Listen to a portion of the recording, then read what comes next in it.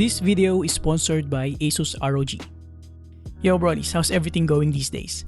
I just recovered from COVID and I cannot wait to get back into it. So in today's video, we're going to check out one of the reasonable options when it comes to esports gaming laptops, the ASUS ROG Strix G15. This is the latest 2022 variant with capable hardware to push high frame rates for competitive gaming without compromising thermal performance, portability, and aesthetics.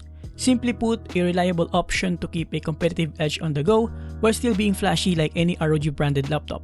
Powered by an AMD Ryzen 7 6800H processor with an NVIDIA GeForce RTX 3070 Ti, 16GB of DDR5 4800Hz memory, and a Full HD display capable of up to 300Hz refresh rate and 3ms response time. Rest assured that you can run any esports title on this anytime and anywhere. With that being said, let's get into it. So the unboxing experience is pretty much what anyone would expect from any ASUS ROG laptop with a nice looking black box. Inside it we have a free ROG laptop bag which I would say feels really premium with substantial padding and high quality materials. Inside the box we also have dedicated packaging for the ASUS ROG Strix G15 which is presented in a sort of pop-out design once you open the box. We also have all the package contents here inside the compartments. So we have the warranty card, the user manual, the aftermarket support guide, and we even have a free gaming mouse which apparently is an ROG Strix Impact which is pretty decent on its own. We also have a power cable, a compact 100 watts USB Type-C power brick, another power cable, and of course a full 280 watts main power brick. This gives you an option for both a full power stationary gaming experience and compact and portable gaming on the go. At first look and touch, the thing that strikes me the most about the aesthetics of the ASUS ROG Strix G15 is that it has this sort of balance between the typical flashy aesthetics we've known from ROG while also being relatively minimal in terms of design. By the way, this is the Eclipse Grey variant, which is probably my favorite, with some unique and interesting design language all over the place without being too obnoxious. It is also pretty well built and made out of a combination of aluminum and hard plastic materials. It does have some minimal flex on the lid, but that's inevitable given how thin it is. The ROG eye here at the back actually illuminates, which gives it a bit more flair to it. Now looking at the bottom, we have a good amount of rubber feet to keep this thing stay in place, including a few with some trendy designs and texts. The intake vents though look quite small, but hopefully are ample enough to provide a substantial amount of airflow. We also have stereo speakers on both sides that supports Dolby Atmos. Now flipping it on the front side, as you can tell, as a gaming laptop, the ASUS ROG Strix G15 is relatively thin at around an inch. We also have a translucent lining here underneath for the RGB Underglow. More on that later though. Flipping it on the left side, we have one of the 4 exhaust ventilation, 2 USB 3.2 Gen 1 Type A ports, and a 3.5mm audio combo jack. On the other side, we just have an exhaust ventilation which makes this side cleaner and allows for more room for your mouse. All the other essential ports are located here at the back alongside the other 2 exhaust ventilation. Here we have 2 USB 3.2 Gen 2 Type-C ports that also supports DisplayPort 1.4 and USB power delivery. We also have an HDMI 2.0B, an Ethernet port, and the main power port. I actually like this orientation for the ports. This makes cable management pretty easy and tidy, especially if you want to set this up on a stationary desk setup. Now, one thing I notice and appreciate in terms of the cooling design is that we have this gap on the display lid that in my opinion actually serves 2 purposes. The first one is that it allows the LED indicators to be visible even if the lid is closed, which I think is really clever. Second, alongside some intake ventilation around this area, it also acts as an additional airflow passage away from the user. And regarding the small intake ventilations at the bottom that I mentioned earlier, well, it looks like it is complemented with some intake vents here up top and partnered with the efficient arc flow fans and liquid metal CPU cooler. I think we're good. And I gotta tell you guys, you won't feel any discomfort when it comes to heat with this laptop. All the heat is dissipating towards the back and the surface doesn't feel substantially hot at all even after a long gaming session, which is pretty awesome. Now, another thing that I like about this laptop is the hinge design and quality. You can open the lid using just one hand with ease thanks to the subtle lip at the center while maintaining good stability when it comes to keeping the lid at a certain angle. Alright, so let's move on to the peripherals, starting with the keyboard. We have an almost standard layout with dedicated media keys on the right side, dedicated arrow keys, full function rows, and some dedicated shortcuts here up top. We even have a dedicated power button away from the main keyboard, which is nice. Now, the keyboard features RGB illumination with substantial brightness even in a very dim environment like this. The keys themselves have a good amount of travel and tactile feedback, albeit quite bouncy, and are fairly quiet as well. No major complaints here. And while we don't have a dedicated numpad, which actually most often than not tends to overcrowd the keyboard, we have a touch-sensitive numpad here, taking advantage of the touchpad's real estate. The touchpad size is also fairly large and performs really well with some nice tactile feedback. Now moving on, let's talk about the display panel. For starters, we have probably one of the thinnest bezels on a gaming laptop, well, at least for the top and sides, with a thicker bottom bezel. What we have here is a 15-inch Full HD IPS level panel with up to 300Hz refresh rate and 3 milliseconds response time. This is essentially targeted towards esports gamers, given the headroom in terms of supported refresh rate speed and faster response time. The good thing here is that it didn't compromise much in terms of color accuracy. As per my testing using the Datacolor Spider X Pro color calibration tool, this panel covers up to 97% sRGB, 69% NTSC, 73% Adobe RGB, and 73% P3 color gamut, which is good enough for most social media and web applications, especially given the target market of this model. The colors are pretty good with decent contrast levels and sharpness, and for an IPS level display, viewing angles are quite good even on an extreme angle like this. I'm actually quite surprised by how good the viewing angles are, given that it is not an actual IPS panel, but yeah, a pretty good display overall. I also appreciate the anti-glare finish, making it perfectly usable in a studio with tons of lighting equipment. Overall, even though this is targeted more towards gamers, the display is also pretty good for media consumption and productivity. Now, I'm not a fan of bottom-firing speakers, so I can say I like these speakers on this laptop. It's good enough, but I would appreciate more bass, clarity, and volume. Usable for a casual listening experience, but nothing to write home about.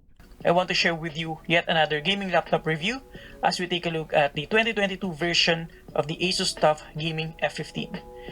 Okay, so before we proceed with the rest of the hardware specifications and performance, let's take a quick look at the RGB Underglow.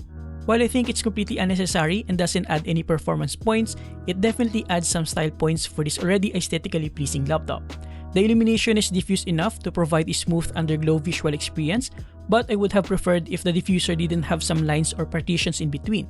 You know, just mild nitpicking, I would say. Overall, partnered with the illuminated logo at the back and the RGB keyboard, makes up for that RGB goodness that we've loved or hate from ROG. Alright, so moving on, let's talk about the most important aspect of this laptop, which is performance. Under the hood, as I've pointed out earlier, this laptop is powered by an AMD Ryzen 7 6800H processor with an NVIDIA GeForce RTX 3070 Ti and 16GB of DDR5 4800Hz memory. Aside from that, it also has 512GB of Gen 4 NVMe SSD and a 90Wh battery with an option to be charged using the compact 100W Type-C power brick. The good thing here is that you can take advantage of up to 150 watts TGP for the NVIDIA GeForce RTX 3070 Ti thanks to the MUX switch, or the ability to run off directly from the GPU and get its full potential. To get a better idea, let's check out the ASUS Armoury Crate software. As you can see here, we have the Ultimate mode, which basically is the discrete GPU mode, allowing for the lowest possible latency and the best performance in return for shorter battery life. We also have the Standard mode, which allows Windows to determine when discrete GPU is needed or not, saving battery life in return for latency since it needs to run through the CPU's integrated graphics. We also have the Eco mode, which completely disables the discrete GPU and adds more performance to the CPU since it doesn't need to share resources with the GPU. This is good for coding or any CPU-intensive applications. And lastly, we have the Optimized mode, which automatically switches between Eco mode and Standard whenever the laptop is plugged in or not. Now, aside from the GPU modes, we also have the power modes. Windows is basically the default power plan. Silent prioritizes acoustics over performance. Performance is more like the balance mode, balancing between thermals and acoustics. Turbo mode is essentially the balls to the walls mode and is only available when the laptop is plugged in. And lastly, we have the manual mode, wherein you can customize the power limit and fan curves for the CPU, and clock speed, power, and thermal limit for the GPU. Aside from that, you have pretty much all the system monitoring stats and other features and functionalities here inside the ASUS Armoury Crate software. Now, during the entire duration of my testing, I feel like the best mode is performance mode and discrete GPU mode since I didn't have to bring it elsewhere. Now, in terms of real-world performance, while this variant of the ASUS ROG Strix G15 that we have here is targeted more towards the esports market space, especially with that super fast 300Hz refresh rate and 3 millisecond response time, it was still able to perform well with graphics-intensive games like Cyberpunk 2077. Well, of course, since it has a decent NVIDIA GeForce RTX 3070 Ti on it. As you can see, we're getting around 50 to 60 FPS with ray tracing ultra and DLSS quality here, and with pretty workable thermals as well. I actually spent a good amount of time playing Cyberpunk 2077 on this, and I'd say the sustained performance is pretty decent. Like I said earlier, I didn't feel any discomfort when it comes to heat around the surface, which is nice. Now in God of War, which is another graphics intensive game, we're getting around 80 plus FPS, which is good enough in my opinion since it's not a super fast paced game. The thermals are also pretty similar with the Cyberpunk 2077, averaging around 74 degrees. Now when it comes to esports games it was intended for, like Valorant, we can now take advantage of that 300Hz refresh rate and 3 milliseconds response time. And it's perfect as we're getting over 300 FPS here. It was definitely a good experience. Same with CSGO, which is actually more than enough. So if you're looking for a decent gaming laptop for these esports titles, this variant of the ASUS ROG Strix G15 is a pretty reasonable option because you're not paying that premium price tag for a higher resolution or a higher tier graphics card while still getting the necessary performance you need. Like I said earlier, you can also use this for productivity and content creation tasks like video editing, since the hardware specifications are capable enough even for 4K editing. As you can see, I was able to export one of my 4K videos at only around 6 minutes with pretty good thermals. Now in terms of battery life, as with most gaming laptops, I didn't expect much with this as well. In any case, if you're getting this laptop, you should always bring a charger with you, either the big boy 280 watts or the small boy 100 watts. And lastly, before we end this video, let me share with you a few things that I didn't like about this laptop since no product is perfect anyways. First, I didn't like the fact that we don't have a built-in webcam. If you haven't noticed, I figured this could be a deal breaker for some, especially in today's pandemic era. I also didn't like the lack of an SD card reader given the real estate we have with this laptop. Granted, this is not targeted towards content creators, but I think it won't hurt adding that, right? Also, I think this laptop could benefit more if the vents underneath are a little bit bigger than they are right now for more airflow. Although as it is, the thermal performance is already pretty good. I think they could also fit a front or upward firing speakers on this, am I right? Other than that, most of my thoughts about this laptop are fairly positive, as you would have noticed.